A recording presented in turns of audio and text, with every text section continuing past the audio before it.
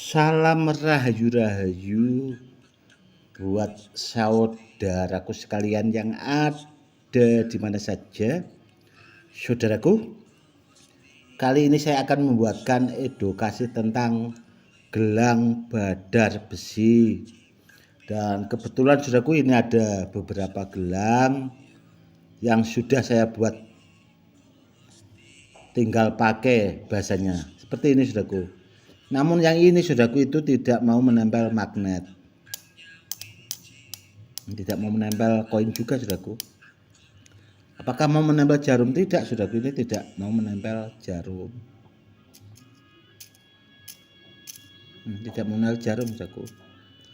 Namun kalau yang ini saudaraku, yang ini itu menempel koin, menempel magnet, menempel jarum. Seperti ini. Jadi koin itu bisa nempel. Dan ini jarumnya saudaraku, menempel banyak sekali. Seperti itu saudaraku. Begini saudaraku ya. Dulu itu ada pemar dari Semarang saudaraku, saya pernah ditunjukkan itu punya bongkahan batu itu sejempol kaki saudaraku, itu katanya batu kursani. Dan jenis batu itu saudaraku banyak ditemukan di daerah Purbalingga, dan batunya juga bongkahannya besar saudaraku, bongkahannya besar, dan kebanyakan itu digosok, dibikin mata cincin, rata-rata seperti itu. Dan dulu saudaraku saya itu berpikiran seandainya dibikin gelang, dibikin tasbih, itu akan lebih langka. Karena apa? Karena untuk membuat yang seperti ini saudaraku itu susah. Kalau di Indonesia itu pengrajinnya susah saudaraku. Susahnya itu jarang ada. Di samping itu upah bikin gosok batunya atau buat ngeburnya juga itu mahal saudaraku. Sedangkan bikin mata cincin satu itu kisaran paling murah itu 25.000 sampai 35.000. Itu belum ngeburnya. Taruhlah satu butir ini 50.000 saudaraku ya. Itu satu tasbih saudaraku. 50.000 kali 100. 5 juta saudaraku. Kalau dibikin tasbih. Dan ini saudaraku dulu saya bikin itu di Tiongkok saudaraku. Di Cina sana. Itu sebelum ada corona itu saudaraku. Ini bikinnya di sana saudaraku. Saya bikin di sana. Kalau di sana saudaraku bikin butiran seperti ini itu satu tasbih saudaraku ya.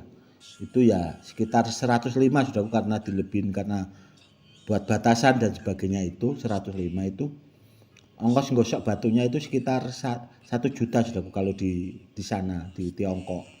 Namun kalau di sini saudaraku ya di Indonesia itu bisa sampai 5 juta saudaraku. Gosok batunya saja. Seperti itu. Dan gelang seperti ini saudaraku itu bisa dipakai buat terapi kesehatan saudaraku. Namun yang bagus ya seperti ini saudaraku, yang bisa menempel magnet, menempel jarum, menempel koin. Contoh ini saudaraku ya. Itu koinnya nempel. Kalau yang satu ini tidak mau saudaraku. Karena ya itu tidak sama saudaraku, meskipun batunya sama ya, tidak samanya itu tadi ada yang mau menempel magnet, menempel jarum, ada juga yang tidak mau menempel sama sekali, ada juga yang cuma menempel jarum tapi tidak mampu menempel koin. Kurang lebihnya seperti itu saudaraku. Dan kalau ditanya soal tuahnya saudaraku ya itu buat terapi kesehatan saudaraku. Dan kalau di Korea saudaraku itu bisa dipakai itu tadi saudaraku, terapi kesehatan. Kalau di sana penyebutannya itu giok hitam saudaraku. Ini saudaraku yang sudah jadi gelang ini nempel koin semua, menempel jarum. Itu saudaraku sebagian, itu ada beberapa yang tidak menempel itu saya bikin gelang. Dan yang belum saya rakit bikin gelang seperti ini saudaraku, yang sudah jadi butiran itu masih punya sekitar, kalau dibikin gelang seperti ini jadi kalau sekitar 200 saudaraku. Karena dulu saya bikinnya itu banyak sekali gelang-gelang yang seperti ini, karena di sini juga banyak peminatnya saudaraku, dipakai buat terapi kesehatan seperti itu. Dan yang jelas saudaraku ya, itu tadi buat terapi kesehatan, apakah masuk batu bertuah? Kan seperti itu saudaraku. Ini itu kalau saya pribadi saudaraku ya, meskipun ada orang penyebutannya tadi batu kursani lah, apalah, masuknya ini itu jenis batu badar saudaraku. Apakah bertuah? Tidak saudaraku, ini tidak bertuah batunya. Namun kalau dipakai buat media sarana keselamatan apakah bisa? Bisa saudaraku, namun harus dilipat gandakan pakai ilmu supaya bahasanya itu bermanfaat buat pemiliknya. Namun kalau yang jenis badar seperti ini saudaraku, atau dipakai buat wadah, ibaratnya wadah tempat kodam, itu lebih kuat dari batu hias yang biasa saudaraku. Karena apa ya? Karena mengandung logam saudaraku. Batunya mengandung logam, mengandung besi. Jadi kalau dipakai apa ya, tempat wadah kodam sebuah keilmuan itu, dia lebih mampu, lebih bisa seperti itu. Karena sudah sangat jelas saudaraku, itu di dalam Al-Quran sudah disebutkan ada yang namanya surat besi seperti itu. Kalau yang paham ya mudeng saudaraku, mudeng itu ya paham itu tadi. Orang kan terkadang minta dijelasin dulu baru paham saudaraku. Ya ora paham ya wis saudaraku, mau bagaimana orang enggak paham. Intinya kalau dipakai tempat wadah sebuah keilmuan yang seperti ini itu bagus saudaraku, karena ada kandungan besinya seperti itu. Dan ya itu tadi saudaraku, kalau ditanya masuknya batu hias, masuk batu hias saudaraku.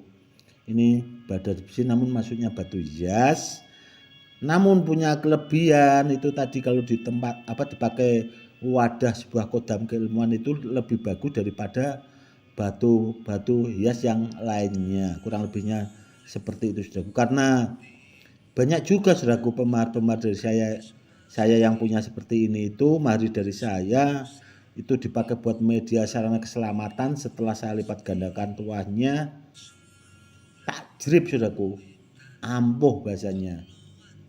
Yaitu tadi bagus kalau tempat wadah kodam keilmuan, karena ada kandungan besinya dan sudah tercantum di dalam Al-Quran itu tadi, ada yang namanya surat besi seperti itu saudaraku. Dan kalau di Korea saudaraku itu namanya giok hitam saudaraku, yang seperti ini itu giok hitam biasanya dipakai buat cincin polos saudaraku, buat terapi-terapi seperti itu kalau di daerah Korea itu. Dan harganya juga lumayan mahal saudaraku. Dulu ada orang yang pernah ke rumah saya itu, pernah beli alat kesehatan dari Korea itu, ternyata ya jenis ini saudaraku, bahan batunya itu 2 juta saudaraku cincinnya itu, seperti itu. Dan buat saudaraku sekalian, kalau punya batu-batu yang seperti ini, yang wajib dipahami itu, kalau pengen bisa dipakai buat keselamatan kanuragan, harus bahasanya itu diisikan dulu saudaraku ya, diisikan dulu. Atau kalau kepengen praktis bisa pakai minyak pengisi kodam, kurang lebihnya seperti itu. Oke saudaraku, mungkin cukup sekian dulu edukasinya kali ini, semoga lebih bermanfaat. Salam rahayu-rahayu, salam hormat saya Gus Edi.